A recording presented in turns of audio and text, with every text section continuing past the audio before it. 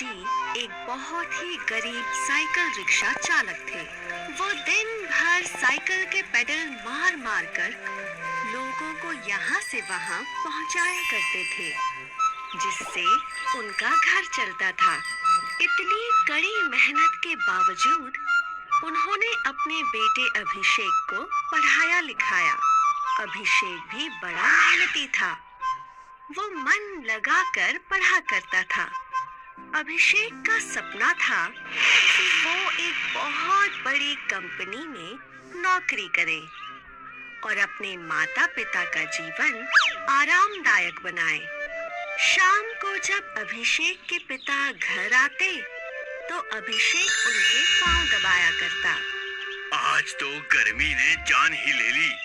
मैंने कितनी बार आपको बोला है कि ज्यादा गर्मी हो तो साइकिल रिक्शा मत चलाया कीजिए।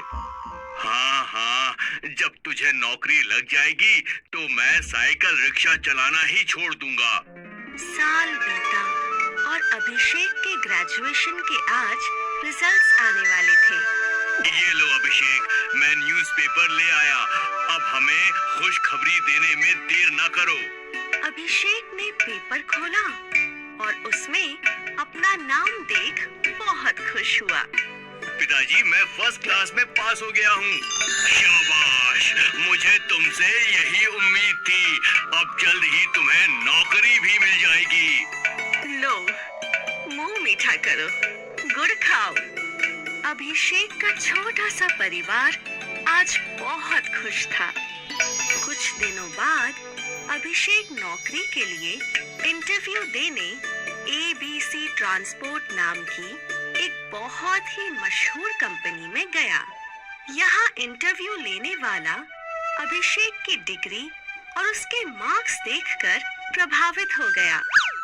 बहुत खूब, तुम तो फर्स्ट क्लास में पास हुए हो। धन्यवाद सर। मेरा तुमसे सिर्फ एक ही सवाल है कि क्या तुम्हें कंप्यूटर चलाना आता है? नहीं सर। हमें तो एक कंप्यूटर चलाने वाले ऑफिसर की आवश्यकता है। सॉरी, पर तुम्हें ये जॉब नहीं मिल सकती। अभिषेक निराश होकर ABC ट्रांसपोर्ट के ऑफिस से बाहर निकला। रास्ते भर अभिषेक के मन में अलग-अलग विचार आते गए। मेरी इतनी मेहनत का क्या फायदा अगर मुझे नौकरी ही नहीं मिली, और अब मेरे माता पिता की उम्मीदों का क्या होगा? ऐसा सोचते सोचते अभिषेक पार्क के बेंच पर बैठ गया। तभी सामने से अभिषेक के परिचित जसवंत काका आए। क्या हुआ अभिषेक, तुम यहाँ ऐसे उदास क्यों बैठे हो? अब क्या बताऊं काका? अभिषेक ने आज की सारी घटना उन्हें बताई। हाँ, तो ऐसी बात है। तुम इतनी चिंता क्यों कर रहे हो? ये नहीं तो तुम्हें कोई और काम मिल जाएगा। लेकिन काका, इस नौकरी से मेरी और मेरे परिवार की बहुत सारी उम्मीदें थी।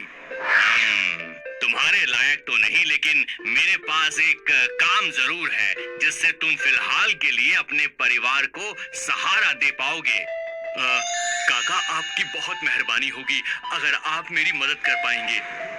लेकिन तुम्हें ट्रक चलाना होगा। अभिषेक ने सोचा, कुछ ना करके पिताजी पे बोझ बनने से अच्छा है कि मैं कुछ तो कमाऊं और उनकी थोड़ी मदद ही कर दूं। ठीक है काका, मैं कल से ही आ जाऊंगा।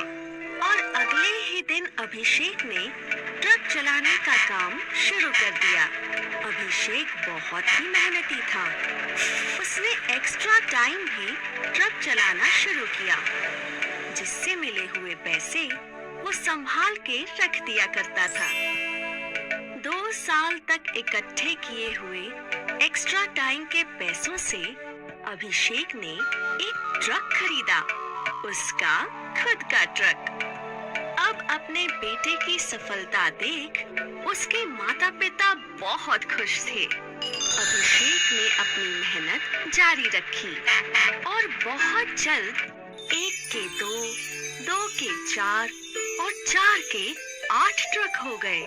अभिषेक ने बड़ा व्यापार बना लिया और महज 10 सालों में अभिषेक ने अपने पिता के नाम से नारायण ट्रांसपोर्ट नाम की एक कंपनी भी शुरू की।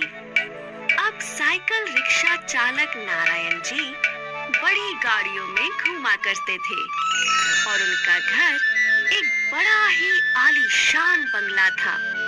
शायद अगर अभिषेक को एबीसी ट्रांसपोर्ट कंपनी में नौकरी मिल जाती तो आज वो एक ऑफिसर होता, लेकिन उसे नौकरी ना मिलने के कारण अभिषेक को ज्यादा मुश्किलों का सामना करना पड़ा, जिस कारण अभिषेक आज वो है जो वो कभी सोच भी नहीं सकता था।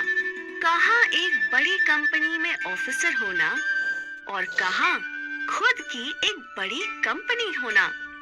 ये कहानी हमें ये सिखाती है कि अगर जीवन में हम जो चाहते हैं वो हमें मिल जाए तो अच्छा है, लेकिन अगर ना मिले तो और भी ज्यादा अच्छा है, क्योंकि क्या पता ऊपर वाले ने हमारे लिए कुछ उससे अच्छा ही सोच रखा हो।